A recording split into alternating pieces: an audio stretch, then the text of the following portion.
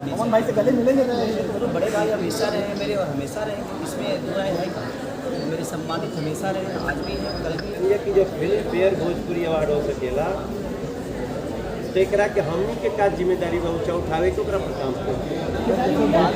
और पवन सिंह के बीच एक सीक्रेट 2 सालों से चला आ रहा है, ये क्या है, क्या खत्म हो गया? बहुत सालों बाद आप लोग साथ में किसी मंच पे दिखाई देने वाले हैं, कुछ गले वाले भी मिलेंगे, कुछ बातें होगी, दोस्ती की बातें होंगी, क्योंकि ऐसे ही सीक्रेट कभी रवि किशन और मनोज तिवारी के बीच भी चला आता था इंडस्ट्री। देखिए फिल्म फेयर अवार्ड में हम आए, मुझे लगता है कि हम उस विषय पर बात ना करें तो अच्छा है। हमारी बात ये इस उठाएंगे और होनी अमन भाई से गले मिलेंगे तो बड़े भाई हमेशा रहे मेरे और हमेशा रहेंगे, इसमें दो राय है कहाँ।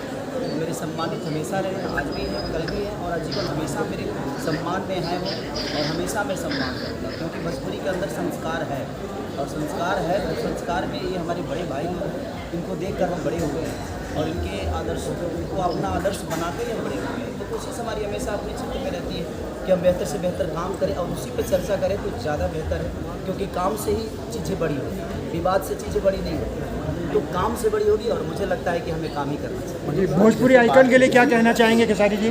बस जिस तरह ये भोजपुरी के लिए इतना खर्चा चाहिए, इतने कलाकारों को इकट्ठा करके भोजपुरी के बारे में सोच रहे हैं, मनोज भाई ने जो बात कही कि हमें भी इस पे सोचना चाहिए ताकि इनके साथ हम भी जुड़े, तो हम भी हमारा भी एक दायित्व बनता है कि हम भी भोजपुरी के लिए, आज भोजपुरी ने हमें बहुत कुछ दिया है, तो उस भोजपुरी के लिए हमने क्या दिया है, तो अब सोचने की विषय है कि हमें सोच कर और इस चीज़ को बड़ा कर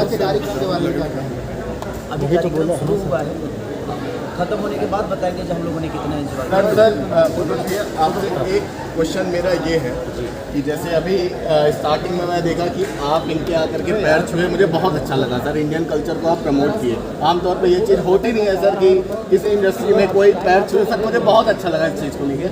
तो ये कहना चाहूँगा सर, जो आने वाले हमारे युवा पीढ़ी हैं सर, तो आप क्या उन्हें क्या मैसेज देना चाहेंगे?